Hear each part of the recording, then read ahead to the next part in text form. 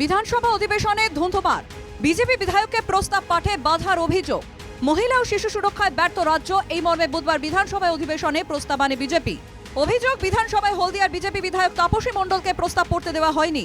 তাপসী মণ্ডলের প্রস্তাব পাঠ শুরু করলে মাইক বন্ধ করে দেওয়া হয় বলেই অভিযোগ। প্রস্তাবে যখন আমি বলতে যাই তখন আমার মাইক বন্ধ করে দেওয়া হয় এবং আমার বলা সমস্ত কথা রেকর্ড করতে না দিয়ে এই সরকারের স্পিকার সম্পূর্ণরূপে হাউসের ভেতরে দলতন্ত্র কায়েম করেছেন। বিজেপি বিধায়ককে প্রস্তাব পড়তে বাধা দেওয়ার অভিযোগে বিক্ষোভ দেখায় বিজেপি। প্রতিবাদে বিধানসভা কক্ষ থেকে ওয়াকআউট করেন বিজেপি বিধায়করা।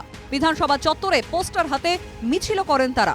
কিন্তু আলোচনা অ্যালাউ করা হয়নি এবং সাথে সাথে আমাদের মহিলা বিধায়িকারা যখন এই ব্যাপারে কথা বলতে চাইছিলেন তখন মাইক বন্ধ করে দেওয়া হয়। এটাই রাজ্যের সংস্কৃতি, বিরোধীদের মুখ বন্ধ করে দেওয়ার। তার বিরুদ্ধে প্রতিবাদ জানিয়ে আমরা বেরিয়ে আসি। বিজেপি শিবির বিধায়ককে বলতে না দেওয়ার অভিযোগ তুললেও তা মানতে নারাজ সরকার পক্ষ। পরিষদীয় মন্ত্রীর দাবি, বিজেপি বিধায়কের বলার নির্দিষ্ট সময় পেরিয়ে গিয়েছিল। স্পিকারের প্রেরোগেটিভ, তিনি বন্ধ করতেও পারেন, আবার 2 মিনিট বাড়াতেও পারেন। অনেক সময় কাউকে একটু বাড়িয়েও দেন, সেটা অবস্থা বুঝে। That is the desire of the speaker. কিন্তু তার যে নির্দিষ্ট সময়, তার মধ্যে কখনোই বন্ধ করা হয়নি। নারী নির্যাতন সহ একাধিক ইস্যুতে বিধানসভা উত্তপ্ত হওয়ার আভাস ছিল আগেই। এবার বিজেপি বিধায়ককে বলতে না দেওয়ার অভিযোগে বুধবার সরগরম বিধানসভা। বিজেপি বিধায়ক তাপসী মণ্ডলের মাইক বন্ধ করে দেওয়া হয়।